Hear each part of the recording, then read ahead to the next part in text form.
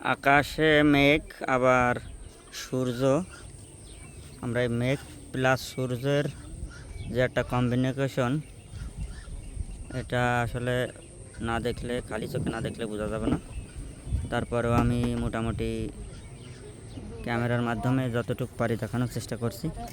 আকাশে কিন্তু প্রচুর মেঘ, এই পূর্ব দিকে প্রচুর মেঘ, আবার পশ্চিম দিকে হঠাৎ রোদের যে উজ্জ্বলতা বেড়ে যাওয়ার কারণে এই মাঠগুলো দেখেন, এই যে দেখতে পাচ্ছেন ঘাসগুলো চকচক করছে।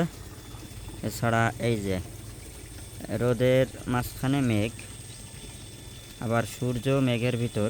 আমি একটু জুম করে দেখাই।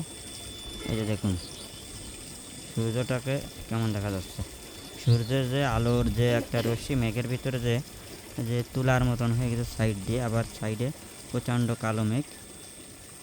এই কয়দিন ধরে মোটামুটি আকাশে আমরা অনেক সুন্দর সুন্দর প্রতিচ্ছবি দেখতে পাচ্ছি, যেটা আসলে রং তুলিতেই আমরা দেখতে পারি মাঝে মাঝে। খুবই ভালো লাগছে। এটি হচ্ছে ইচড়বা। এই যে আমি ইচড়বা থেকে আমি একটা ইন্টারনেটের লাইন দিতে এসেছি। সেখান থেকে এই যে আমি অর্থাৎ আমাদের তুলারামপুর যে পেট্রোল পাম্প আছে সেখানের পিছন পাশ আমি এই যে জুম করে দেখানোর চেষ্টা করলাম। আমি দেখেন কত দূর আছি। এখন আমি জুম যদি একবার ছেড়ে দিই, দেখুন আমি কত দূরে আছি। এই যে ছেড়ে দিয়েছি, খালি চোখে কিন্তু এখন আর পেট্রোল পাম্প ওইভাবে দেখা যাচ্ছে না মোবাইলে। আর আর অপর দিকে এই দিকে পূর্ব দিকে কিন্তু প্রচুর মেঘ, ওইভাবে বোঝা যাচ্ছে না, কালো হয়ে গেছে। 10 থেকে 15 মিনিটের ভিতরে বৃষ্টি নামতে পারে।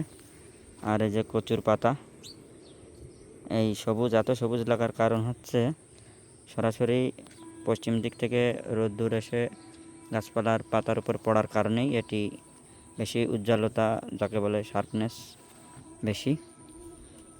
যাই হোক, ভিডিওটি ভালো লাগলে অবশ্যই শেয়ার কমেন্টস করবেন এবং আমাদের পেজটা ফলো দেবেন। ফলো না দিলে আসলে আমাদের সাবস্ক্রাইবার বাড়ে না, এবং সাবস্ক্রাইবার না বাড়লে আমাদের আসলে এত সুন্দর সুন্দর ভিডিও বানায় আমাদের যে মানুষকে দেখানোর জন্য যে ইচ্ছাটা ওইভাবে আসলে থাকে না। যাই হোক,